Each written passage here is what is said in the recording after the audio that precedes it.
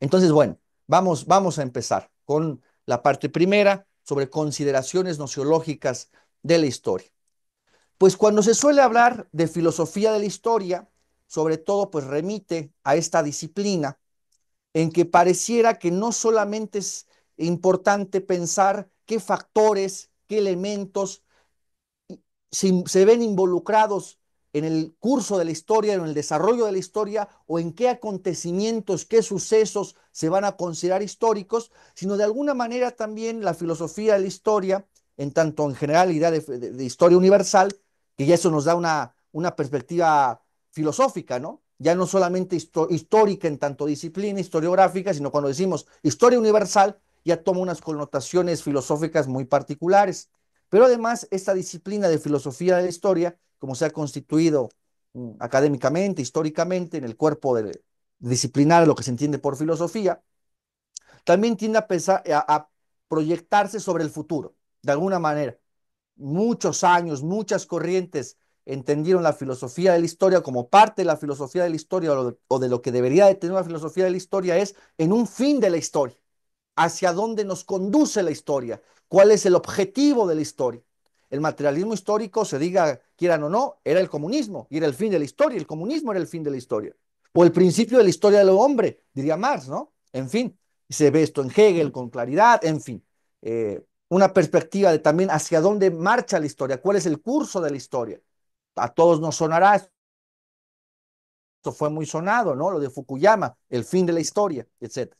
Bueno, nosotros, pues haciendo explícito esto para, muy especialmente a los alumnos del profesor Morales, pero para cualquier persona que llegue al video, es decir, vamos a emplear dos partes del sistema filosófico de Bueno, lo concerniente al ámbito de la filosofía de la historia, o lo que podríamos conceptualizar así, su nociología de la historia y su filosofía política, su teoría política. No en el tendido de fantasear cuál sería la mejor forma de gobierno, sino cuál es la estructura del Estado, fundamentalmente, ¿no? ¿Qué es lo que nos tiene que ofrecer una teoría política? Si está, cuál es la estructura del Estado. Bueno, dicho esto, ¿acaso bajo, si usamos el rótulo no filosofía de la historia, sino filosofía e historia, es decir, aquellas reflexiones de tipo filosófico que puedan hacerse sobre la historia en sí misma, como hechos ontológicos, y a escala nociológica en tanto disciplina, pues pueda surgir no solamente esta disciplina de filosofía de la historia que tendría esto, ¿no? ¿Qué constituye la historia? ¿Qué, hacia dónde marcha? ¿Cuál sería un proyectivo fin? Sino también aquellas consideraciones nociológicas, es decir, usualmente suelen considerarse como epistemológicas, ¿no? Lo que tiene que ver con el estudio de las ciencias, de las disciplinas, pero desde la perspectiva materialista, desde la filosofía de Bueno, vamos, sería otro enfoque muy particular que nos llevaría a hablar de sujeto-objeto, ¿verdad? Y aquí no vamos por aquí, no vamos por ahí. Nosotros hablaríamos más bien de nociología en sentido estricto, no como sinónimos, que a veces incluso en las manuales aparece, ¿no? Epistemología o nociología, y se homologan, sino de manera muy estricta en torno a cuál es la materia de la historia en cuanto a disciplina, cómo se puede estudiar la historia, cómo se organiza, cuáles serían las formas nociológicas, las teorías en que podría organizarse la historia. Bueno, eso será muy breve. Dicho esto, pues habría que partir de esta consideración, que además tiene gran interés para ese tipo de materias, que la historia, en cuanto disciplina particular, cuanto historiografía, que ustedes quieren, pues implica sobre todo la reconstrucción de fenómenos pretéritos. Eso es muy importante. Pero claro, ¿cómo podemos reconstruir fenómenos del pretérito? ¿Cómo podemos reconstruir operaciones? ¿Cómo podemos reconstruir estructuras, escenarios, en este caso esencialmente políticos y económicos, de momentos que ya no están, incluso hablando de sujetos operatorios, los sujetos que hacen la historia, los generales, los militares, la clase política, la clase empresarial, las clases populares, etcétera? ¿Cómo podemos identificar a esos sujetos políticos, esos sujetos que hicieron esas operaciones, pero que ya no están ahora? ¿Que acaso ellos influyen sobre nosotros, pero nosotros ya no podemos influir sobre ellos porque ya no están? Es decir, han desaparecido. De ahí que Bueno, en uno de sus grandes artículos sobre estos temas, en historia, reliquias y relatos, un concepto sobre historia fenoménica, lleve a usar la metáfora, es como habitar y estudiar a fantasmas. ¿En qué sentido? En que desde nuestro presente, ¿qué es lo que encontramos para poder reconstruir? Fíjense lo que decimos, ya no solamente hablar del pasado, ¿no? O aquella vieja perspectiva de, no, no, no, lo que tiene que hacer el historiador es decirnos los hechos tal y como fueron. Uf, parece esto muy, muy obvio, pero es, digámoslo así, de una profunda ingenuidad, ¿no? Como si los hechos se nos presentaran ya incontestablemente, ya estuvieran ahí como en una cinta cinematográfica y los pudiéramos ver. Y simplemente se trataría de relatarlos o de hacer una crónica. Pero realmente así no se ha hecho la historia, nunca, ni siquiera la más antigua. Si uno piensa en Herodoto, en Tucídides, ¿verdad? O en Suetonio, Dionisio de Halicarnaso, ¿no? Que incluso ocupan fuentes ya muy anteriores a ellos, ¿no? Viejos archivos de la Roma republicana o a su vez citando a otros autores, ¿no? Que fueron previos a ellos. De suerte que así el hablar de historia nos lleva no a poder ingenuamente decir es la crónica, es el relato de los hechos tal y como fueron, sino es la reconstrucción de fenómenos históricos, de fenómenos del pretérito, a partir de reliquias y relatos, es decir, a partir de documentos, de realidades corpóreas muchas veces, libros, si nos vamos a historia antigua o incluso a arqueología, pues las pirámides, los restos de cerámica, los restos de vasijas, bueno, ahí estamos hablando de unas realidades corpóreas que a su vez van a permitir hacer otros estudios. Hablando de la historia política propiamente, si consideramos ya a las sociedades que tienen propiamente Estado, se organizan como Estado, y vamos cerrando esto será muy breve, pero un poco verán cómo todo desemboca en Alamán, eh, pues ese es el papel. Ese es el papel de esas reliquias o relatos. Muchas veces, relatos, si los entendemos como las crónicas de determinados acontecimientos que se van a empalmar con la figura también de la reliquia. Es decir, si nosotros pensamos en las estelas de la época de Mesopotamia o en Egipto, ¿no? Aquello que descubrió Champollion y todos ellos, bueno, está ahí tanto una reliquia como sujeto corpóreo, unas estelas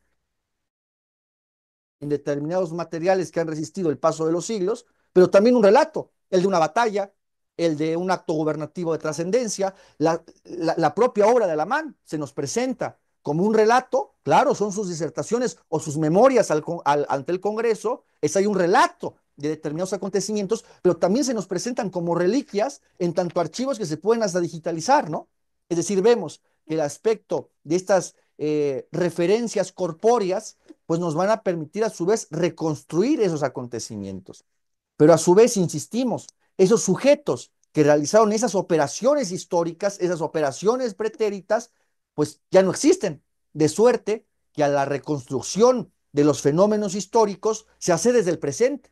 Esto parecería muy obvio, claro, pero si lo contextualizamos con esto, la necesidad de referencias corpóreas, el papel de las reliquias y los relatos, y en el contexto de que reconstruimos esos fenómenos desde nuestro presente, pues ya el desarrollo de la actividad historiográfica se nos presenta más compleja. Y compleja no en el sentido de, bueno, se dice mucho complejo, en el sentido incluso de dificultad, de dificultades pues de su valor nociológico. En una palabra, ¿es verdad lo que estamos diciendo o no es verdad? Eso es muy complicado porque se ve atravesado toda la historia, el estudio de la historia, pues por las categorías filosóficas, por las ideologías que estén inmersas e incluso siendo la historia, pues una sucesión de lo que en su momento fueron presentes históricos y que ahora se nos presenta a nosotros como pasado, implica la sucesión de acontecimientos, el encadenamiento de los acontecimientos, pues a veces la necesidad de una perspectiva de tiempo secular que nos permita poder hacer cortes entre etapa y etapa o ponderar mejor unas épocas. Habrá épocas históricas que desde nuestro presente podamos perfectamente englobar un momento determinado. No sé, la guerra de las Galias de Julio César, el conflicto entre los optimates y los populares y la desestructuración de la república hacia el imperio, en fin. Bueno, me parece que estamos en una posibilidad de nuestro presente que se puede englobar por todo lo que ha pasado desde entonces para acá, se puede englobar ese estrato histórico. Habrá otras realidades que se complique esta labor, ¿no? De suerte que incluso, y cerramos con esto, cuando se dice, y eso es muy usual, la historia nos va a permitir perfilar el futuro, de alguna manera, pues eso a escala nociológica tendría sentido en cuanto muchas veces esas reliquias nos lleven a su vez al descubrimiento de nuevas reliquias. De pronto, por ejemplo, ¿no? Es muy común que, por ejemplo, en las obras clásicas, de pronto haya obras que se hayan perdido y después se pueden encontrar o hay referencias de ciertas obras que tal vez potencialmente puedan encontrarse, ¿no?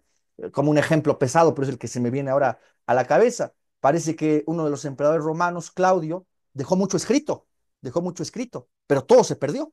Pero sin embargo hay referencias de ello por Plinio, por Suetonio, entonces parece que tal vez potencialmente en algún momento se pueda llegar a nuevas reliquias, ¿no? Que nociológicamente eso se presentaría como en el futuro, podrían encontrarse nociológicamente, hablar del futuro desde la historia. Bueno, dicho esto, a su vez, pues la historia se nos presenta con todas estas consideraciones que hacemos, pues es susceptible por cuestiones. Bien, una nota más. Pues es susceptible por cuestiones políticas su uso político. Es usual que los gobiernos, que los estados tiendan a articular algún relato en torno a la historia. Esto es así. Entonces se ve a veces como una perturbación, como la contaminación de los hechos históricos mismos, de los fenómenos históricos mismos. Esto es usual. E incluso esto nos lleva a pensar lo dialéctico que puede ser la labor del historiador, ¿no? Porque a su vez tendrá también que contrarrestar o que responder a esas interpretaciones, si ustedes quieren, a veces llamada historia oficial, ¿no? De ahí que como puedan ver, la fragilidad nociológica, es decir, lo complicado de darle un valor de veracidad o de verdad en la historia se vuelva complicado, ¿no? Es decir, la historia en su desarrollo es muy frágil nociológicamente. ¿Qué estamos diciendo? ¿Que sea superflua? No, no, todo lo contrario. Que los historiadores tienen una labor, o toda persona aquella medianamente capacitada que tienda a desarrollar una labor historiográfica, no en un sentido gremial o de que hay que estudiar la carrera de historia en una facultad, ¿no? Bueno, si se hace con unos criterios metodológicos, nociológicos, eso podría ser, que podría quedar en un segundo plano, sino advertir pues estas fragilidades nociológicas, ¿no? Estas fragilidades nociológicas. Bueno, a su vez, se habla de imparcialidad, de que el historiador debe ser objetivo e imparcial. Aquí la cuestión a la que nos enfrentamos es qué se entiende por imparcial o por partidismo. Generalmente se agrupan una serie de características éticas o deontológicas, diríamos, o sea, de normas de conducta, de ética profesional, dirían algunos, ¿no? Frente a la historia. El historiador debe ser imparcial, el historiador debe ser objetivo, no debe de haber partidismo. ¿Esto acaso como, llamémoslo así, supuestos generales, a lo mejor entre aficionados a la historia, ya hablando a escala universitaria, pues ya está la tesis contraria, ¿no? Siempre hay una visión partidista de la historia. Queda mucho de marxismo, pese a lo que digan, no es que esté mal, ¿eh? En principio, pero queda mucho de marxismo, de criptomarxismo dentro de la teoría de la historia, porque el papel del Estado y las clases, aunque un historiador diga, no, no, no, yo no soy marxista, ¿no? Seguramente dirá, yo no creo en el comunismo, pero generalmente ocupan el esquema de conflicto entre clases, pero prácticamente siempre. ¿Qué historiador, incluso académico, universitario, no apelará al conflicto entre clases? Es interesantísimo. Porque, bueno, realmente el conflicto entre clases está ahí, es una realidad política, histórica, vamos, es un fenómeno social, político, real, el conflicto entre clases. Depende cómo se interprete, ¿no? O qué clases se identifiquen. Claro, si hablas de clase media, clase alta y clase baja, y con esos pretendes analizar el siglo XIX, pues a ver hasta dónde llegas, ¿no? Entonces se dirá, siempre la historia es partidismo.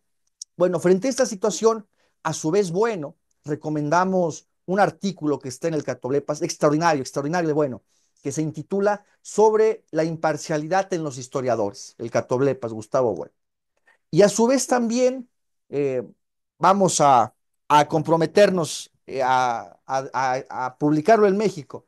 Una de sus obras no tan conocidas que se llama Zapatero y el pensamiento Alicia, y uno pensaría es tremendamente de política española, además de un contexto muy determinado, sí y no, porque realmente las herramientas filosóficas que se ocupen para analizar la política en marcha o la historia, pues son herramientas filosóficas que desbordan un momento dado, ¿no? Si tienes una idea de Estado, si tienes una filosofía de la historia, pues no se va a circunscribir aquello a una cuestión puntual, ¿no?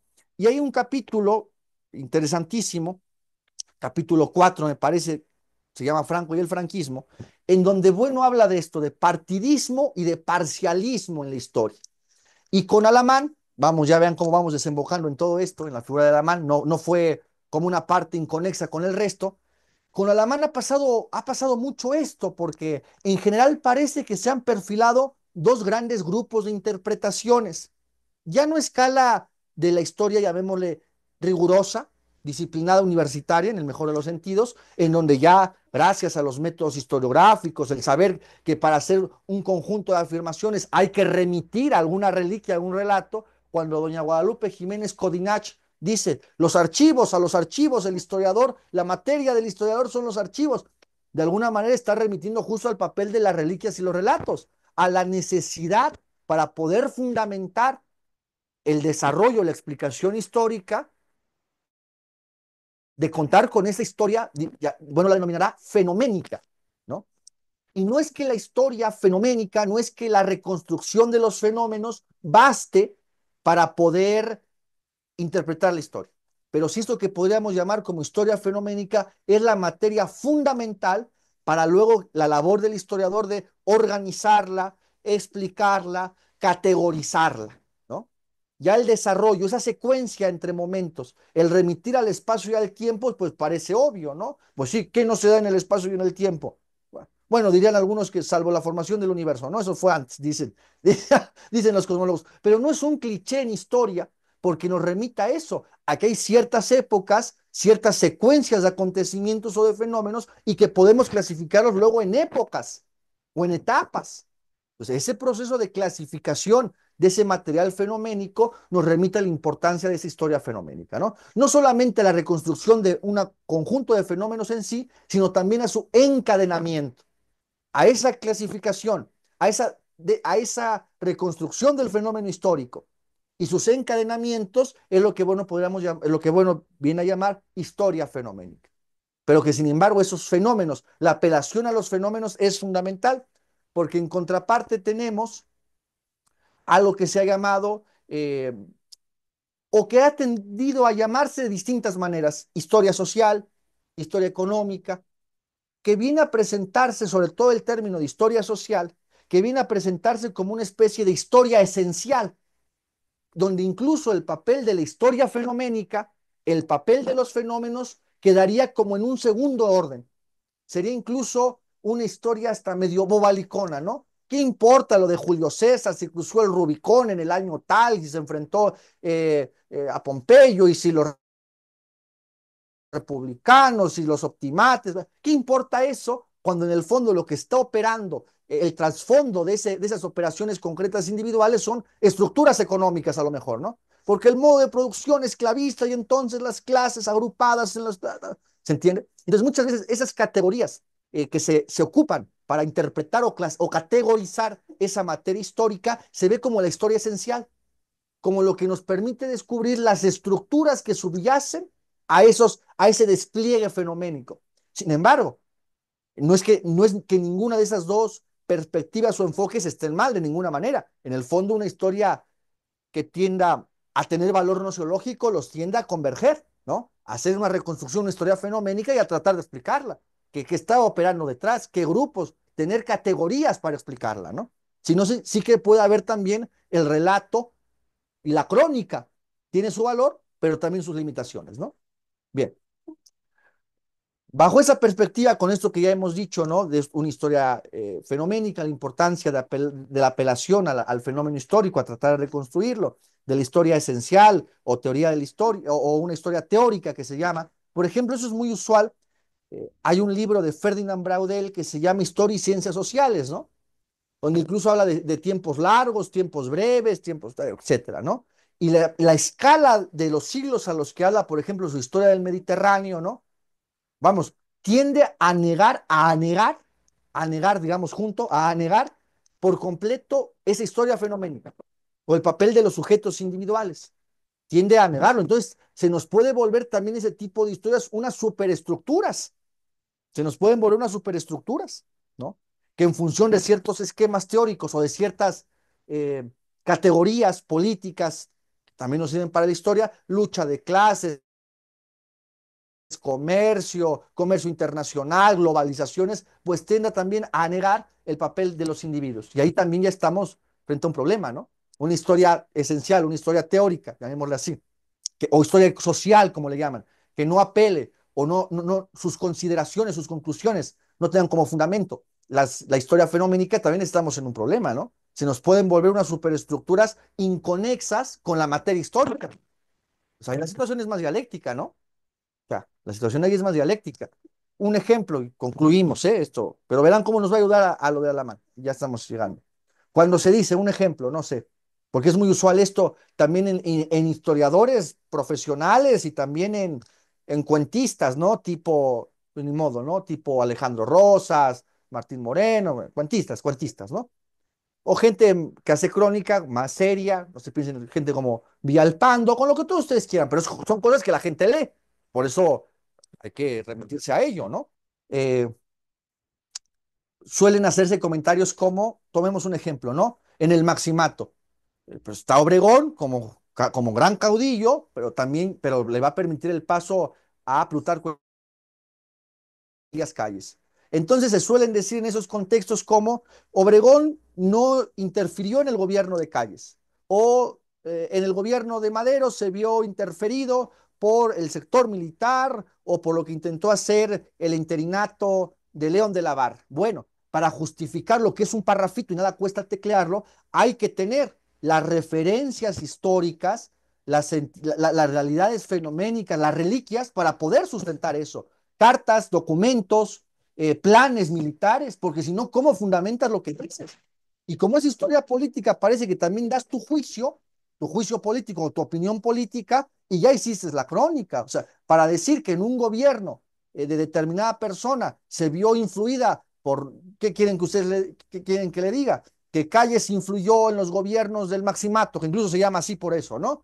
De Ortiz Rubio, de Abelardo Rodríguez, bueno, es muy notorio. Pero ¿cuál es la base? Hay que tener una base. Ah, pues que parece que Calles se reunió, y entonces hay una carta en donde le dice al gobernador del Distrito Federal que salga y que ponga a este ministro, que ponga al otro, que hay una crónica entre memorias donde dicen en la reunión del gabinete discutieron. Ah, bueno, pero si no tenemos esas referencias, esas reliquias y esos relatos, estamos haciendo crónica, casi que opinión de periódico vulgar, ¿no? Bueno, estas son, digamos, las advertencias nociológicas de lo riguroso que a veces hay que tratar de ser para hablar de historia, ¿no? De ahí que vean la fragilidad nociológica de la historia en cuanto a disciplina, ¿no?